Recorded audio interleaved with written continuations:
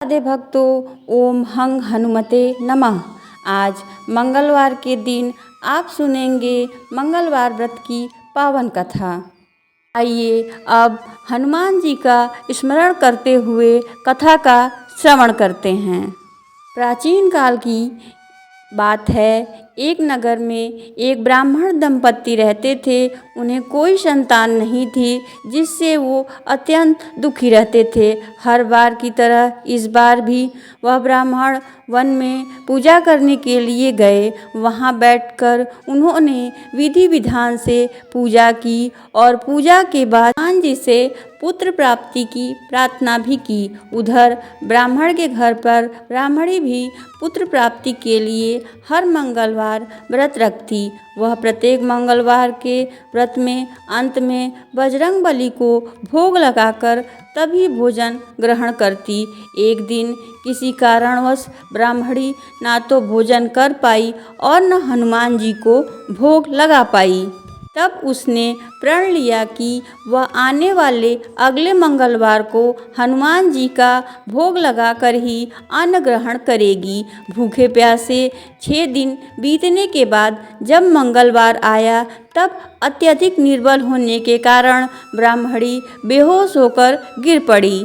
इसकी इस निष्ठा को, त्याग, सच्ची लगन और भक्ति को देखकर हनुमान जी प्रसन्न हुए और वे प्रकट हुए। ब्राह्मणी को दर्शन देते हुए कहा कि वे उसकी भक्ति से अत्यंत प्रसन्न हैं और उसे पुत्र प्राप्ति का वर देते हैं। वर देते समय हनुमान जी अंतर्ध्यान हो गए।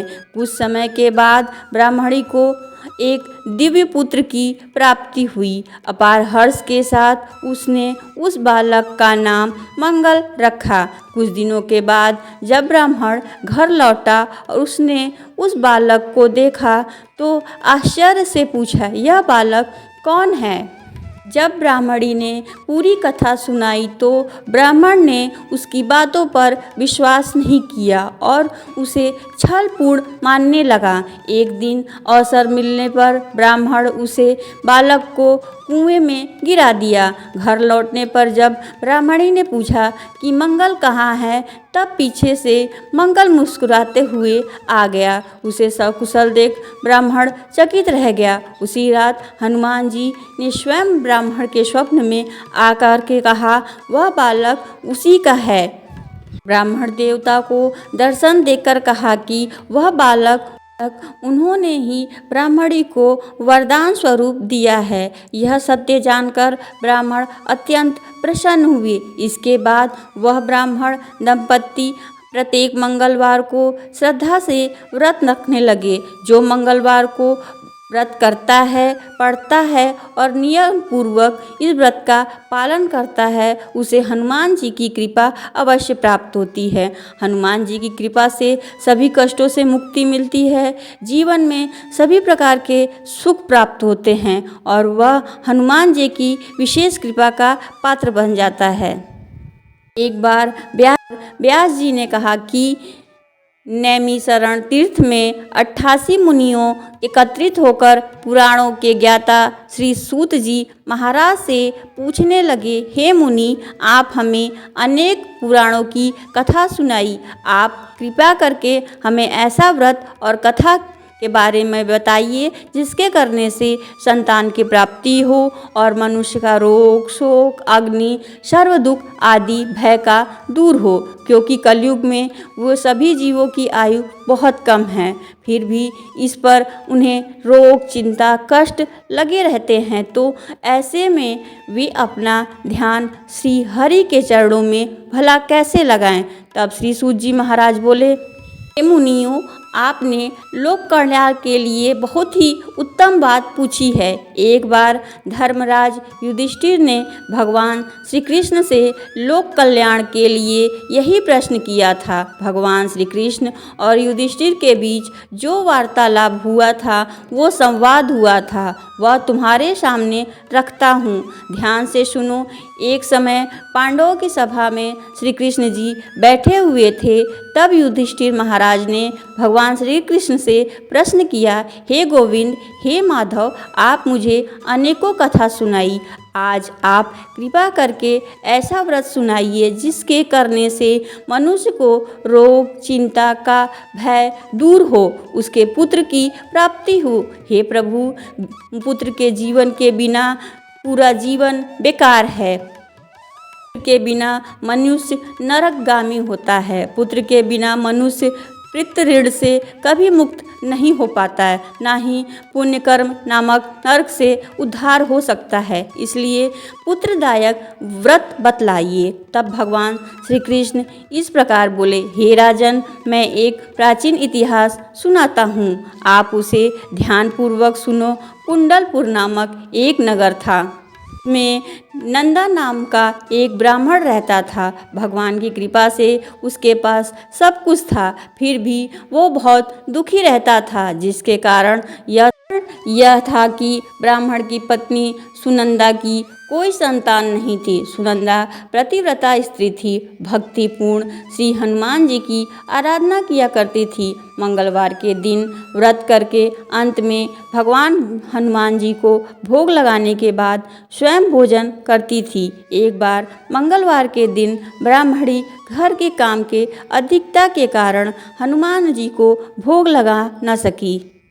इस बात पर उसे बहुत दुख हुआ। उसने न कुछ खाया और ही मन प्रतिज्ञा की कि अगले मंगलवार को हनुमान जी को भोग लगा करके तभी अन्न ग्रहण करूंगी। ब्राह्मणी सुनंदा प्रतिदिन भोजन कर बनाती और श्रद्धापूर्वक पति को खिलाती, किंतु खुद भोजन नहीं करती, मन ही मन श्री हनुमान जी की आराधना करती। इसी प्रकार 6 दिन गुजर गए।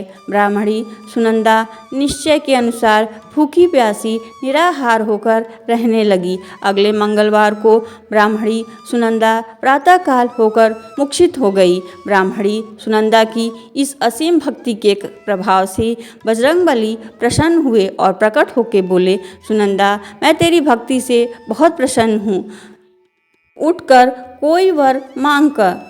सुनंदा अपने आराध्य देव श्री हनुमान जी को देखकर आनंद से विहल हो गई और हनुमान जी के चरणों में गिरकर बोली, हे प्रभु, मुझे कोई संतान नहीं है, कृपया करके मुझे संतान प्राप्ति का आशीर्वाद दे दीजिए तो आपकी अति कृपा होगी। तब बजरंगबली जी बोले, तेरी इच्छा अवश्य पूर्ण होगी, तुम्हें सुंदर कन्या की प्राप्ति होगी, जिसे अष्टांग प्रतिदिन सोना दिया करेंगे। ऐसा कहकर बजरंगबली अंतर ध्यान हो गए। अब तो सुनंदा बहुत प्रसन्न हुई, सभी समाचार अपने पति को सुनाया। ब्राह्मण देवकन्या का वरदान पाकर बहुत दुखी हुए, किंतु सोना मिलने की बात सुनी तो प्रसन्न हो गए। सोचा कि ऐसी कन्या के साथ तो मेरी निर्धनता भी दूर हो जाएगी। अब बजरंगबली की कृपा से ब्राह्मणी जल्दी गर्भवती हुई। 10वें महीने में बहुत ही सुंदर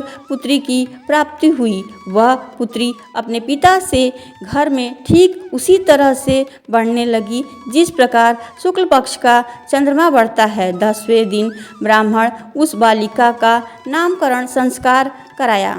उसके कुल पुरोहित ने बालिका का नाम रत्नावली रखा, क्योंकि यह कन्या सोना प्रदान करती थी। इस कन्या ने पूर्व जन्म में बड़े ही विधान से मंगल देव का व्रत किया। रत्नावली का अष्टांग बहुत सा सोना देता। उस सोने से नंदा ब्राह्मण बहुत जल्दी धनवान हो गया। उसके पास सारा धन था, जिस कारण वह ब्राह्मणी भी अभिमान करने लगी।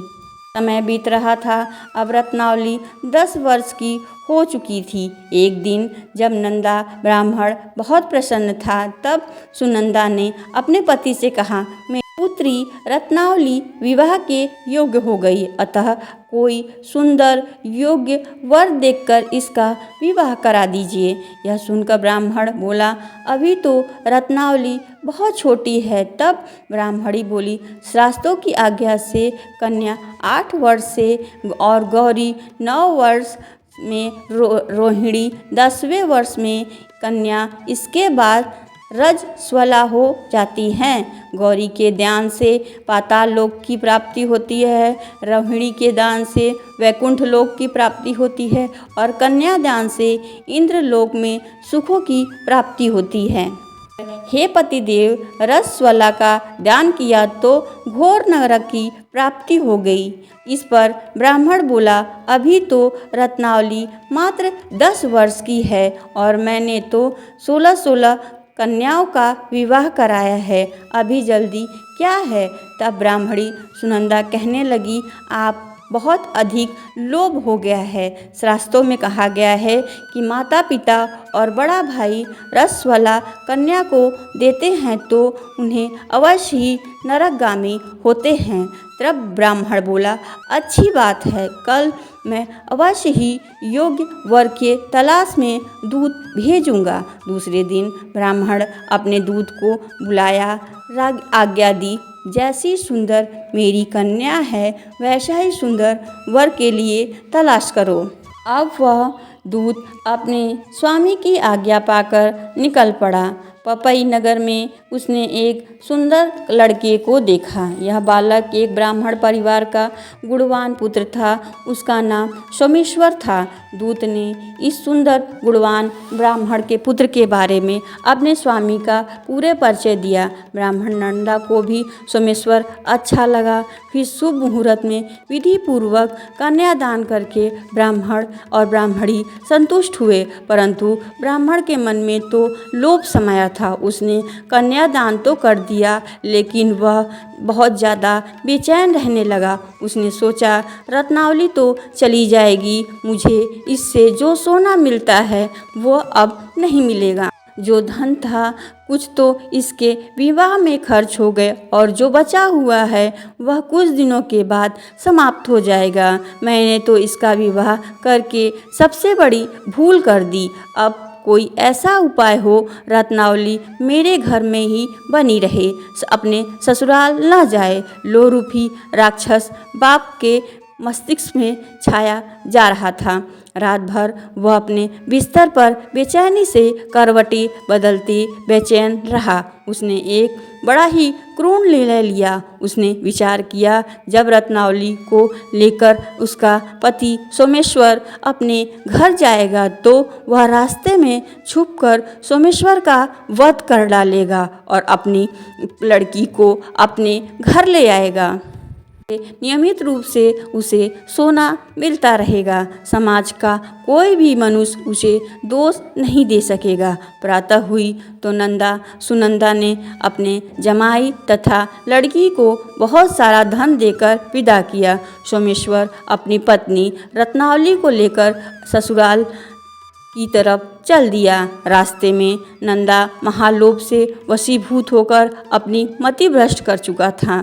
पाप पुण्य का कर्म उससे कोई विचार नहीं रहा। अपने भयानक क्रूर निर्णय को अंजाम को देने के लिए उसने अपने दूत को मार्ग में जमाई का वध करने के लिए भेजा, ताकि रत्नावली से मिलने वाला सोना उसे हमेशा मिलता रहे, वह कभी भी निर्धन ना हो सके। ब्राह्मण के दूत ने अपने स्वामी की आज्ञा का पालन करते हुए उस जमाई सोमेश्वर का मार्ग में वध कर दिया। समाचार मिलने पर ब्राह्मण नंदा मार्ग में पहुंचा और रोती हुई अपनी पुत्री रत्नावली से बोला, हे पुत्री, मार्ग में तुम्हारे पति का वध कर दिया। भगवान की इच्छा के आगे किसी का वश नहीं चलता। अब तू घर चल, वहाँ ही रहकर शेष जीवन बिताना। जो भाग्य में लिखा था वही होगा। अपने पति की अकाल मृत्यु से रत्नावली बहुत दुखी थी। करुण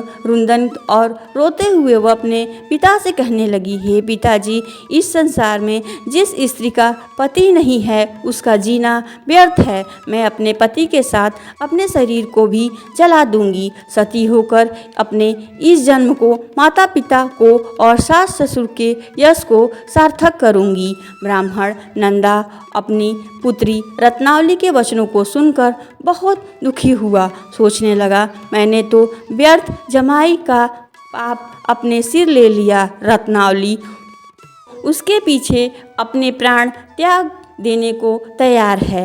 मेरे तो दोनों से मरण हो गया। अब तो न धन मिलेगा, जमाई के पाप के फलस्वरूप यम यातनाएं भी भुगतने पड़ेगी। यह सोचकर बहुत खिन्न हो गया।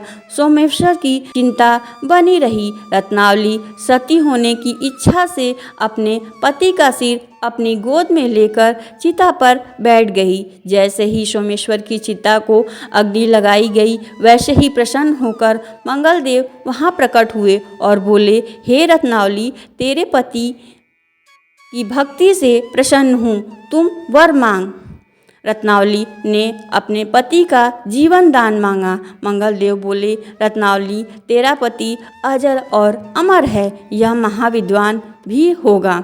इसके अलावा जो तेरी इच्छा है वह मांग। तब रत्नावली बोली, ग्रहों के स्वामी, यदि आप मुझसे प्रसन्न हैं तो मुझे वर दीजिए कि जो मनुष्य मंगलवार के दिन प्रातः लाल पुष्प लाल चंदन से पूजा करके आपका स्मरण करे, कोई रोग व्याधि ना हो, स्वजनों का कभी वियोग ना हो, सर्प अग्नि शत्रुओं का कोई भी भय ना हो। जो स्त्री मंगलवार का व्रत करे वह सभी विधवा ना हो। तब मंगलदेव ने तथास्तु कहकर वहीं अंतर ध्यान हो गए। मंगलदेव की कृपा से जीवित हो उठा। अब रत्नावली अपने पति को पुनः प्राप्त करके प्रसन्न हुई और मंगलदेव का व्रत वह प्रत्येक मंगलवार को व्रतराज और मंगलदेव की कृपा कर इस लोक के सुख ऐश्वर्य को भोगते हुए अपने पिता के साथ स्वर्ग लोक की प्राप्ति हुई। इस प्रकार मंगलवार व्रत की पावन कथा यहीं समाप्त होती है। जो भक्त मन से इस कथा को सुनते हैं और इसका पालन करते हैं, उन पर श्री राम और बजरंगबली की विशेष कृपा होती है। उनके जीवन में सभी दुख बाधाएं डर होते हैं। ऋणमोचक मंगल स्तोत्र पाठ करने से मंगलदेव को समर्पित। इस स्तोत्र के पाठ से कर्ज मुक्ति मिलती है, आर्थिक समस्याएं दूर होती है। इस स्तोत्र से मंगलदेव जी के सभी 21 नामों का वर्णन मिलता है। मंगलदेव का संबंध हनुमान जी से है। हनुमान जी सभी प्रकार की समस्याओं से छुटकारा दिलाते हैं। ऋणमोचक मंगल स्तोत्र का जो भी पाठ मनुष्य करता है, मंगलदेव उस पर प्रसन्न होते हैं और उसे धन ध्यान प्रदान करते हैं। वह मनुष्य कुबेर भगवान की धन संपत्ति का स्वामी बन जाता है। वह मनुष्य हमेशा युवा रहता है। उसे रोग और कर्ज से मुक्ति मिलती है। ऋणमोचक मंगल पाठ करने से हमारे घर में सुख समृद्धि की प्राप्ति भी होती है। अगर कोई मनुष्य अपने जीवन काल में अपनी आवश्यकताओं की और अपनी कामनाओं की पूर्ति के लिए किसी दूसरे मनुष्य से कर्ज लिया होता है या किसी कारणवश कर्ज चुकाने में असमर्थ हो जाता है, तो उसे ऋणमोचक पाठ का स्तोत्र करना चाहिए। शत्रुनाश के लिए हनुमान चालीसा का पाठ अवश्य करें। कोई भी इस पाठ का स्मरण करता है, उसके घर से रोग शोक की मुक्ति होती है। सकारात्मक शक्ति का वास होता है और नकारात्मक शक्ति का नाश होता है। ये अब सुनते हैं हनुमान जी की आरती। कीजे हनुमान लला की, दुष्ट दलन रघुनाथ कला की। जाके बल से गिरिवर कापे, रोग दोष निकट ना जाके। अंजनी पुत्र महाबलदाई, संतन के प्रभु सदा सहाई। देवीरा रघुनाथ पठाए, लंका जारि सिया सुध लाए। लंका कोट समुद्र सिखाई, जात पवन सुत बार न लाई। लंका जारि असुर संघारे, सिया राम के काज सवारे। लक्ष्मण मूर्छित पड़े सकारे, अनि सजीवन प्राण उबारे। बैठी पताल तो ही जमकारे, अहि रावण की भुजा उखाड़े, बाएं भुजा असुर दल मारे, दाहिने भुजा सज्जन तर तारे, सुर नर मुनि जन आरती उतारे। जय जय जय हनुमान लला की, कंचन थाल कपूर की बाती, आरती करत अंजना माई, लंक विध्वन किनी रघुराई, तुलसीदास प्रभु कीर्तन गाई, जो हनुमान जी की आरती गावे, बसी वैकुंठ परम पद पावे। ये भी कथा यहीं पे समाप्त होती है। अगर हमारे द्वारा सुनाई गई कथा आपको पसंद आती है तो लाइक सब्सक्राइब अवश्य करिएगा। बोलिए हनुमान जी की जय।